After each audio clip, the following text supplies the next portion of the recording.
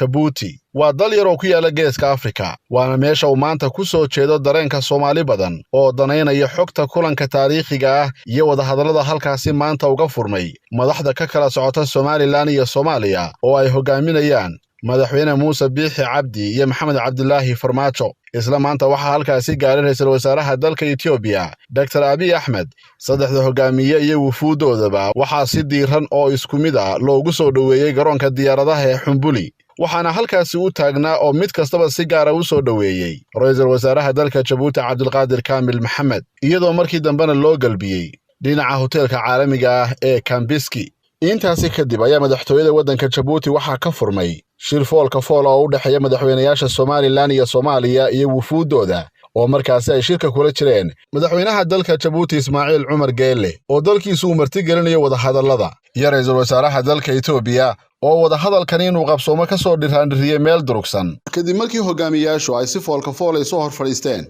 ayaa waxa halkaasi laga jeediyay khudbado kala duwan oo madaxdu ay jeedisay madaxweynaha Somaliland madaxweynaha Soomaaliya madaxweynaha dalka Jabuuti iyo ra'iisul wasaaraha dalka Itoobiya ayaa intuba goobta ka hadlay madaxweynaha Somaliland oo khudbad dheer jeediyay ayaa qayb ka mid ah khudbadiisa waxa uu ku soo qaatay hadallo uu ku sheegay taariikhda Somaliland iyo sidoo kale geedi socodka dawladnimada ilaa iyo 60kii iyo sidoo kale xasuuqyadii ka dhacay Somaliland ee ay ka dambeysay dawladii kacaanka waxaana uu yidhi falalkii xasuuqa ahaa ee ay geysteen taliskii Siyaad Barre waxa lagu xusuustaa in ka badan 200 oo xabaal wadareed ah qubuurahaasi oo aan weli qaarkood daaha laga rogin weligood waxay marag fur u noqon doonaan dambiyada ka dhanka ah aadanaha ee dawladda Soomaaliya ay kula kacday dadka reer Somaliland sidaas awgeed marka la wajahayo marxaladda hadda jirta ee Somaliland iyo Soomaaliya waxa laga maarmaan ah in tixgelin weyn la siiyo wixii la soo maray oo cashar laga barto dhaxalka dulmiga ka dhanka ah dadka reer Somaliland si fudud looma baabiin karo taas beddelkeeda waa in la aqoonsadaa lana tixgeliya dadka reer Somaliland xaq ay u leeyihiin go'aansiga madax bannaanida ayaa u yiri madaxweyne Biixi oo khudbad dheer jeediyay ever since Somaliland entered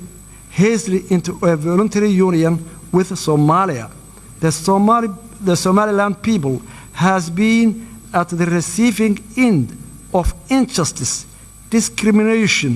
and state-sponsored genocide at the hands of the Somali government. Evidence of the widespread war crimes committed against the people of Somaliland has been fully documented by the United Nations Special Rapporteur for Human Rights and forensic team from Physicians for Human Rights and Somaliland War Crime Commission.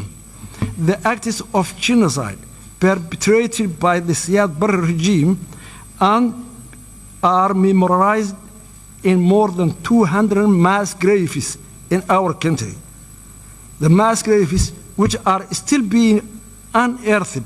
will forever testify to the crimes against humanity committed by the government of Somalia against the people of Somaliland. Therefore, in approaching this present situation in Somaliland and Somalia, it's necessary to have a proper regard to the past and learn lessons from it. The legacy of the oppression against the people of Somaliland cannot be easily swept away. Rather, they must be acknowledged and taken into account when considering Somaliland people's rights to self-determination and independence. madaxweyne Muuse Biixi Cabdi ayaa sidoo kale waxa khudbadiisa uu ku sheegay in wada hadalku aanu sii socon karin inta aan la fulin qodobadii ka soo baxay shirarkii hore ee wada hadallada Somaliland iyo Soomaaliya ku dhaxmaray meelo kala duwan oo Jabuuti ay ka mid tahay. Today,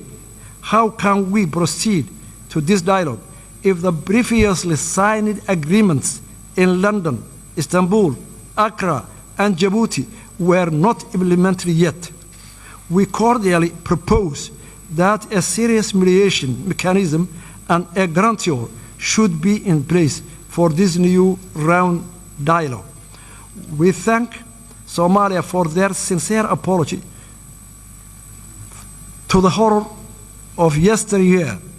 committed in Somaliland. The current generation of Somalia was of course not responsible for what the previous generations did,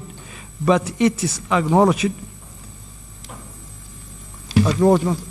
of the wrongdoings of previous generation is significant and heartfeltly appreciated by all Somalilanders. But with acknowledgement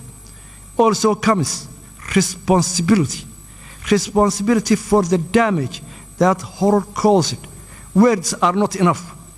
Again, words are not enough. The horror of the past requires more than words. It requires actions. The act of recognizing and supporting the independence of Somaliland would go a long way to heal the wounds of the past and enable our states to embrace each other in our independent but closely interwoven futures. I am confident that we can build a bright future together as a brotherly, neighboring nations and for our own people and our region. madaxweynaha Soomaaliya Maxamed Cabdilaahi Farmaajo ayaa isaguna rajeeyay in wax badan ay iska bedeli doonaan xaaladda isla markaasina uu rajeynayo midnimadu inay soo laaban doonto. Sidoo kale waxa kale oo uu sheegay inuu tixgelin weyn u hayo shacabka iyo dawladda Somaliland. We are here today to open a long-awaited historical talk between federal government of Somalia and Somaliland government to renew our commitment for open and honest dialogue on future relations to achieve long-lasting peace and prosperity for our society. waxaa kaloo halkaasi ka hadlay madaxweynaha Jabuuti oo isaguna ammaanay kulanka maanta ay yeesheen labada dhinac oo uu ku tilmaamay mid taariikhi ah oo taariikhda meel fiican ka gali doona. Djiboutians, we also remain hopeful that our brotherly Somali peoples will find a way forward together and will always stand with you to help foster the best outcomes for everyone involved. Ra'iisul Wasaaraha dalka Ethiopia ayaa isna waxa uu tilmaamay in Soomaalidu ay haystaan dhul badan oo khayraad badan leh isla markaasina loo baahan yahay in ay heshiiyaan oo ay isu tanaasulaan. qaybta hore ee shirka ayaa ku soo dhamaatay khudbadahaasi inkasta oo xaraaradda kulamada iyo sidoo kale doodaha ka taagan shirku ay yihiin kuwa aad u kulul hase yeeshee ma soo bixin wax war murtiyeed ah waxaana la filayaa in saacadaha soo socda ilaa berri toole la filayo in halkaas uu ka soo baxo war murtiyeed muujinaya nuxurka kulankaas halkaasi ka dhacay u dhaxeeya Soomaaliya iyo Somaliland hogaamiyayaashooda oo goobjoogna ay ka yihiin dawladaha Jabuuti beesha caalamka iyo ra'iisul wasaaraha dalka Ethiopia.